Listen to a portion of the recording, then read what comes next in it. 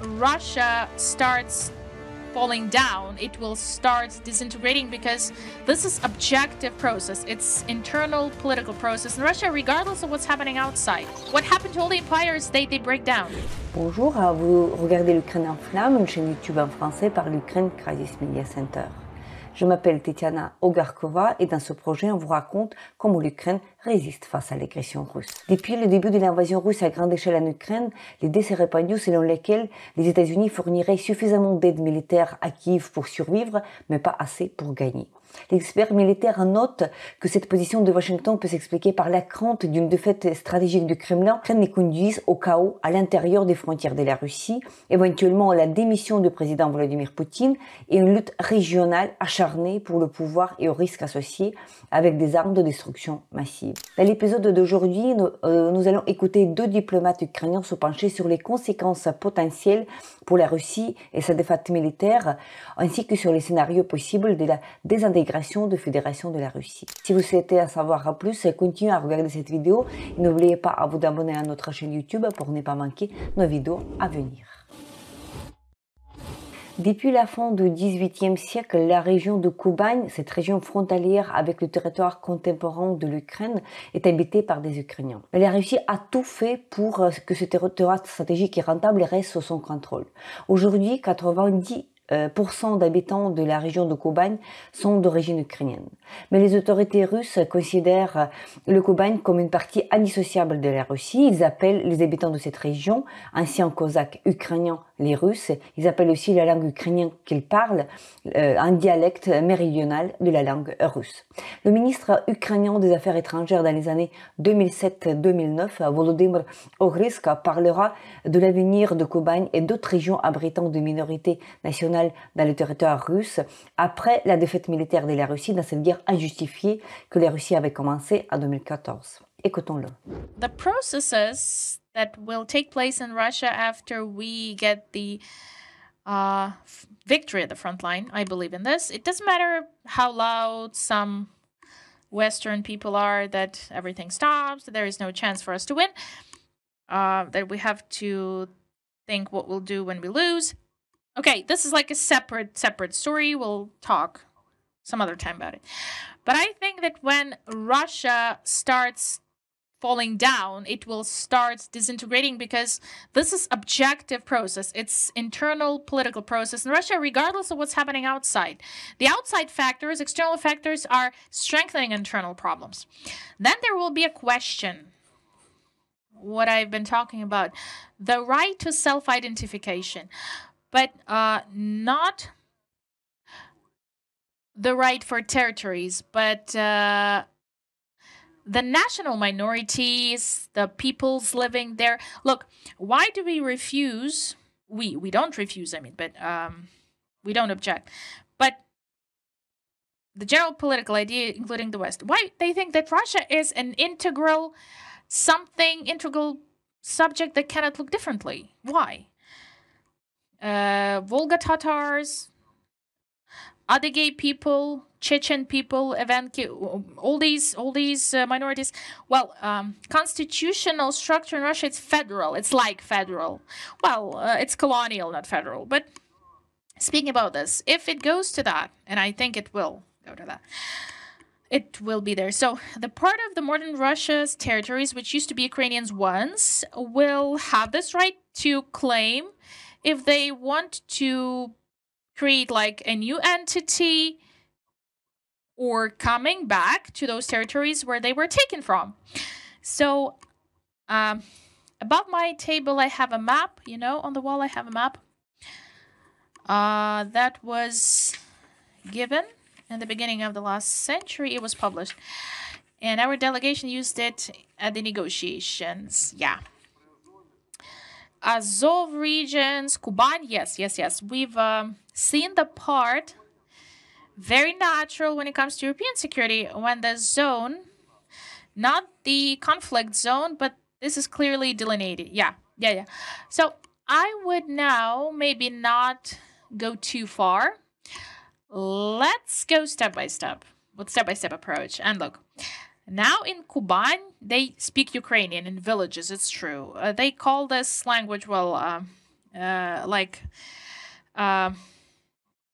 don't call it even a language, maybe. And sometime on TV, they have these videos when they're like surprised what kind of language is that. This is Ukrainian, but they are so stupid they can't even understand that these people, locals, use Ukrainian. It's changed a little bit because of some factors, but we understand this language because this is ours. They can't. They call it not even a slang or argot. Well, they call it in a weird way. But the spirit of these people, these are basically still Ukrainians. If we listen to what they say, sometimes they call them, like chachli, but this is a Russian tradition to use this insulting word for Ukrainians. This is a very insulting word, but their ethnicity does not change because of this. Beginning of 20th century, let's go back there. Kuban was like, they were urging to go back to Ukrainian National Republic, and there were like contacts, and there were agreements and cooperation later. They simply had to merge, but Bolsheviks' wave choked Ukraine. Ukrainians from Kuban, these are these successors of Ukrainian Cossacks that were they were forced to leave because of Catherine's the Great's decision. And this is a question. It will take some time for that. I think we can wait for it to happen. La Fédération de Russie s'étend sur 17 millions de kilomètres carrés, où la Yakoutie n'a rien à voir avec la Carélie, où la Bouratie n'a rien à voir avec la Tcherkessie, et ce sont des peuples et des cultures avec une histoire centenaire, voire millénaire, qui sont simplement les colonies de Moscou maintenant. Le Kremlin diffuse depuis des décennies les discours pour les pays de l'Union européenne et l'OTAN affirmant que les Russes forment une seule nation. Et même lorsqu'il y avait des Estoniens, des Ukrainiens, des Tchétchènes, des Kazakhs, dans les entités telles que l'Empire russe ou l'Union soviétique, presque partout dans le monde, la Russie et les Russes étaient perçus comme un seul peuple. Le cofondateur de l'Ukraine Crisis Media Center et ambassadeur de l'Ukraine aux États-Unis dans les années 2015-2019, Valeriy Chaly, parlera davantage de ce qui attend de l'ambition impériale russe à l'avenir. Écoutons-le. It will take some time for that. I think we can wait for it to happen. Okay, if we start talking about this when it comes to Russia, I even remember like 2 years ago, this was like, okay, if it destroys, or previously people said it would not destroy, but we even saw like the Soviet Union when it was falling apart. These republics, Yakutia Sakha republics, they even had a document about, there was a project that first they voted about independence of Sakha Republic.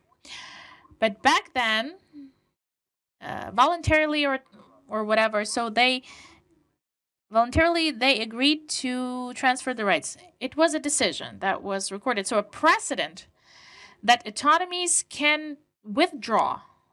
They can go out of the structure. A couple of those documents are already there. These are accessible.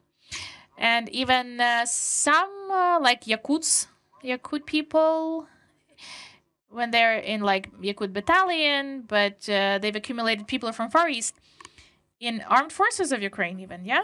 And I saw the commander of the battalion. He says that the only reason why Yakutia cannot do it, the KGB dictatorship, special services, and Yakutia is saturated by people controlling them from the center, from Moscow. Money are paid, a lot of money, but someday this just may be destroyed, the whole system. I can just agree with what you're saying. It sounds paradoxical, but the beneficiary, the scenario is absolutely, we can't even, yeah, it's possible.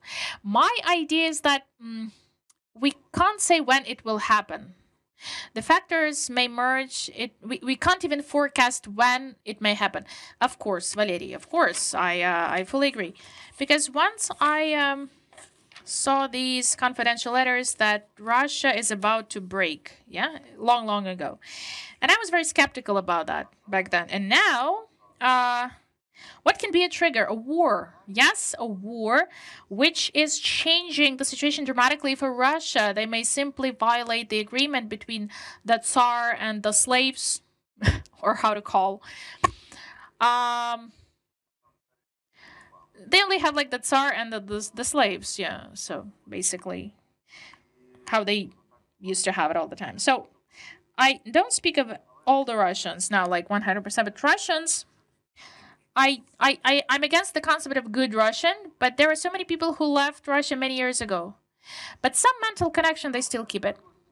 Anyway, they had a choice. When they say Russians had no choice, when we had the Nazi wave in 1940s, many people left Germany. They saw what happened. They saw that Jews were oppressed, not just Jews. All those people who were falling out of this model of Third Reich, of racism, of fascism, they didn't want to go to concentration camps. They started with their own, and that's what Russia's doing. It's Russism. Basically, it's the same as the Nazi had, and all these features show that it's like a fake uniting of a nation around the Führer. So this is a historical model. If we take the factors, if we try to analyze the fascism, out of 12, 8 clearly work for Russia. If we use this historic logic, there is a final. It will. What happened to all the empires? They break down. C'était l'épisode de l'Ukraine en flammes, une chaîne YouTube en français par l'Ukraine Crisis Media Center. Je m'appelle Tetiana Ogarkova et nous n'allons pas tarder à enregistrer et diffuser d'autres épisodes. Dans la description sous cette vidéo, vous trouverez des informations utiles sur la manière dont vous pouvez aider l'Ukraine à continuer sa résistance face à l'agression russe. Si vous trouvez notre travail utile, n'hésitez pas de commenter et de partager cette vidéo. Restez avec nous et soutenez l'Ukraine. Slava Ukraine!